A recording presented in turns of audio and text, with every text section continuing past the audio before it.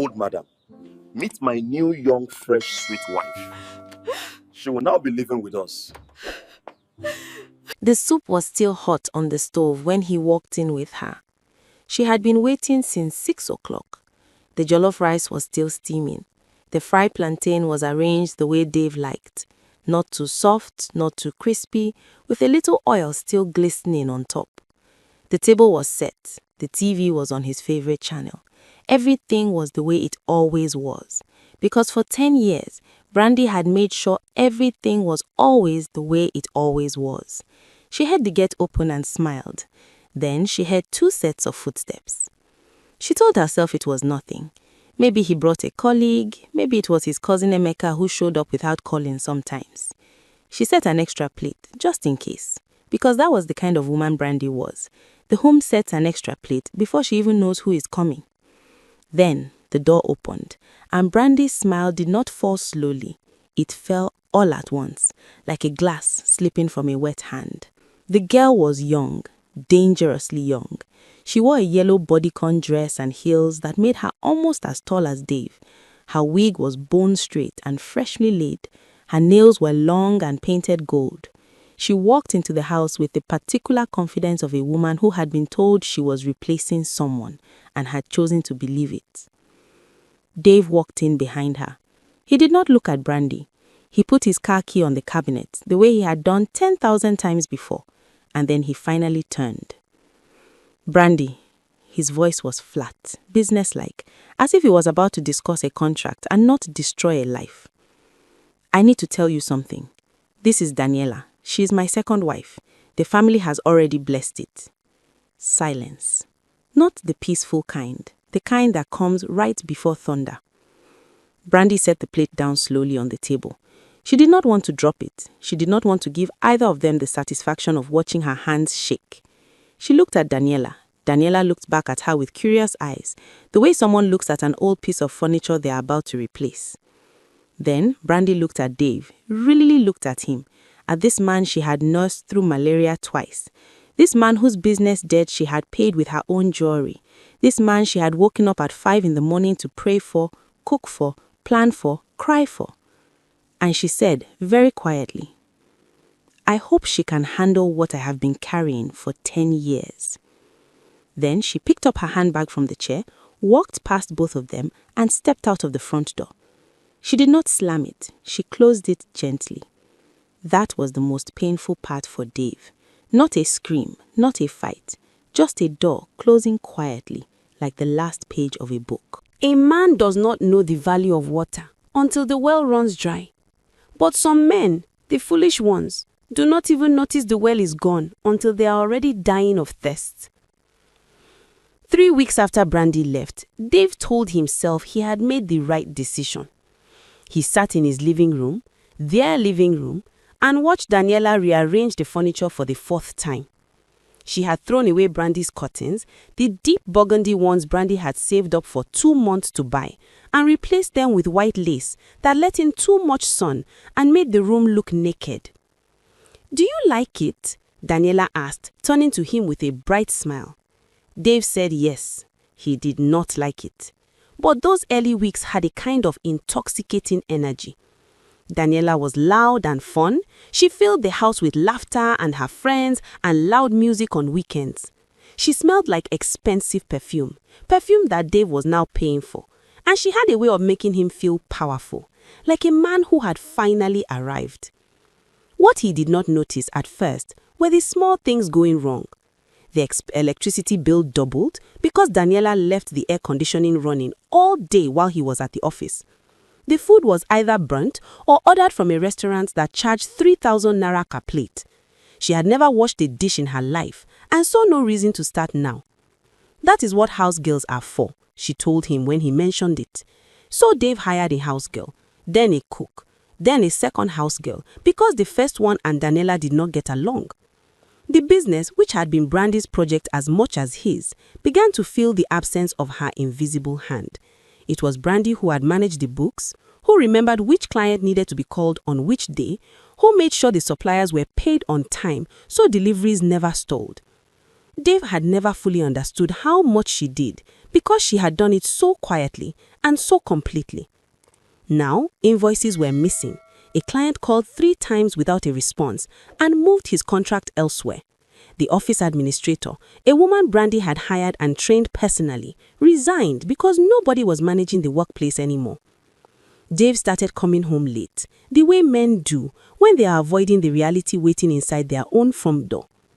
One night, he came home at midnight to find Daniela sitting up in the dark, arms folded. "Where have you been?" "Working." "Which work? Your business is not even doing well. I heard you lost the Abuja contract." He stared at her. "Who told you that?" "I have ears." She stood up. "Dave, I did not leave my family to come and manage poverty with you. My friends are asking questions. I need a new car. The one you gave me is 2018 model. People are laughing at me." He sat on the bed and put his face in his hands. And for the first time since Brandy walked out that door, the silence in the house felt different. Not peaceful, not comfortable, just empty. He reached for his phone without thinking, opened Brandy's contact, stared at her name. Then he put the phone down. "Not yet," the pride in him said. "Not yet." You cannot break a woman who has already decided she is the foundation, not the furniture. What Dave did not know, what none of them knew, was that Brandy had been quietly preparing for years. Not preparing to leave, she had never planned to leave, but somewhere in the back of her mind, in that quiet place that speaks to women who have given everything and received very little in return, she had always known that she needed something of her own. She had started small, a small catering supply business she ran from her phone, taking orders for events on weekends. Dave knew about it, but never paid it much attention. To him, it was Brandy's little hobby, the thing she did to keep herself busy. He had no idea she had been reinvesting every profit, quietly building a client list, slowly expanding. When she walked out of that house, she had 3 things: her personal savings account Dave did not know about, a small but loyal customer base, and 10 years of resilience that had been sharpened to a fine, quiet edge. She moved into a 1-bedroom flat in a modest estate on the other side of town. Her sister Fumi thought she was crazy.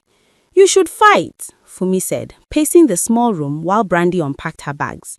"Go back there, make noise, call his family. That is your house." Brandy folded a blouse and placed it carefully in the wardrobe. "Fumi," she said without turning around, "I am not interested in fighting over a man who looked me in the face after 10 years and brought home a replacement. What I am interested in is making sure that in 12 months, he understands exactly what he threw away." Fumi opened her mouth, closed it, and sat down. Brandy called her old contact, a businesswoman named Mrs. Adelike, who had once told her at a catering event, "You have the mind of an entrepreneur, my dear. Stop hiding it in someone else's kitchen." Mrs. Adelike remembered her immediately. Within a month, Brandy had a business partner. Within 3 months, she had moved from catering supplies into full corporate event management and catering, with 2 staff members and a brand new registered company named Ember and Gold Events. She walked like a woman possessed, not out of bitterness. She had made a decision early on that bitterness was a poison she refused to drink. She walked because she finally had something that was entirely hers. No husband to report to, no home to rush back to. Just her vision, her hands, and a hunger that 10 years of being underestimated had built up inside her. The Lagos Corporate Excellence Forum was the biggest business networking event of the year. 500 of the most influential entrepreneurs, investors, and industry leaders in Nigeria gathered in one ballroom at the Echo Atlantic. The kind of event where deals worth hundreds of millions of naira were signed over handshakes and small chops. Dave had fought to get a ticket. His business was bleeding. 3 major clients had left in the past 2 months. A loan he had taken to expand operations was now due and the expansion had stalled. He needed this event. He needed one good connection, one investor who would listen, one door that would open before everything collapsed. He dressed carefully that evening, his best agbada, his good shoes. He sprayed cologne and stood in front of the mirror and told himself tonight was the night things would turn around. He arrived and walked the room nervously, shaking hands, exchanging cards, laughing at jokes he did not find funny. An hour in, he had spoken to 12 people, and none of them had given him more than polite interest. He was standing near the drinks table when the energy in the room suddenly shifted. It was subtle at first, a ripple, the kind that moves through a crowd when someone important walks in. Heads turned toward the entrance. Dave turned too, and the drink nearly fell from his hand. She walked in wearing a deep green fitted dress that made her look like she had been carved from confidence itself. Her hair was natural, styled up with small gold earrings catching the light. She walked slowly, not because she was nervous, but because she knew the room was watching, and she had decided long ago that she would never again rush for anyone. Beside her was Mrs. Adeleke, one of the most respected businesswomen in Lagos. Behind them, two well-dressed young women who were clearly her staff. Whispers moved through the crowd like wind. Is that not Brandy Okafor, the one who started Ember and Gold? She just won the Best New Enterprise Award at the SME Summit last month. I heard she handled the catering and logistics for the Governor's Economic Conference, full contract, single-handedly. Dave stood frozen. He watched as she was greeted warmly by 3 different guests before she had even reached the center of the room. He watched a man he had been trying to get a meeting with for 4 months walk directly to her and shake her hand with both of his. He watched her laugh, that same quiet laugh he used to hear in their kitchen, and this time it was not for him. It was not in their house. It was filling a room full of powerful people who were treating her like she belonged at the very top. His chest tightened. She had not seen him yet, or if she had not shown it. And somehow, that was worse. Some apologies come too late. Not because forgiveness is impossible, but because the woman you are apologizing to is no longer the woman you hurt. She has become someone entirely beyond your reach. He crossed the room. He told himself he just wanted to talk, to explain, to say what he should have said months ago. His heart was hammering, but his legs kept moving, past the waiters with their trays, past the clusters of guests, until he was standing directly in her path. Brandy. She stopped, looked at him, and for one long second, he could not read her face at all. Dave? Her voice was pleasant, neutral, the way you greet someone you once knew a long time ago. You look, he swallowed, you look well. I am well, she said simply. He glanced around. Mrs. Adeleke had drifted politely to one side, giving them space. The 2 staff members stepped back. They were briefly alone in the middle of the crowded room. Brandy, I have been trying to reach you. I know. I made a mistake, a very big mistake. Daniela, he paused, dropped his voice. She left 3 weeks ago. She said the business was not stable enough. Dave? Brandy's voice was gentle but firm. The way you speak to a child who has just realized the stove is hot. You do not need to explain Daniela to me. I just want you to know that I am sorry. Truly, what I did to you was wrong, and I have not stopped thinking about it. If you could just give me a chance to... To what? She asked. Not unkindly, just honestly. He opened his mouth, closed it. She took one small step closer and looked at him the way a person looks at something they once valued and then lost and have since found peace about losing. Dave, you had a woman who woke up before the sun for you, who sold her gold earrings, her mother's earrings, so your business would not collapse, who prayed for you when you did not even know you needed prayer, who made your house a home and your life makes sense. She paused. And you looked at all of that and decided it was not enough. You decided a younger face was worth more than a faithful heart. He was quiet. His eyes were glassy. I do not hate you, she continued. I want you to know that, but I also need you to understand something clearly. She straightened. You did not just lose a wife, you lost the woman who made your life work. And no apology in this room tonight, or any room, can give you back what you chose to throw away. She picked up a fresh glass of juice from a passing waiter's tray, smiled at him once, the same faint smile she had given him that last evening in their house, and turned to walk back toward Mrs. Adeleke and the group of investors waiting for her. Dave stood in the middle of the room, surrounded by 500 successful people, and felt completely alone. He drove home that night in silence.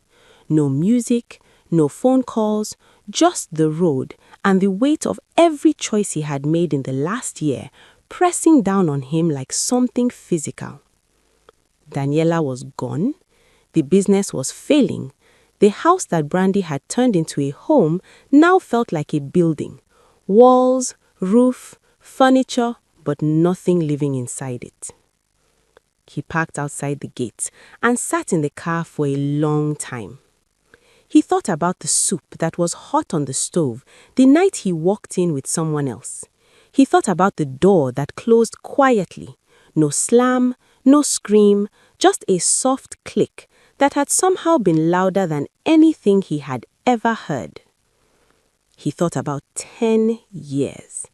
And for the first time, he did not think about what he had gained when she left. He thought about what he had destroyed. Brandy did not go back. She went forward.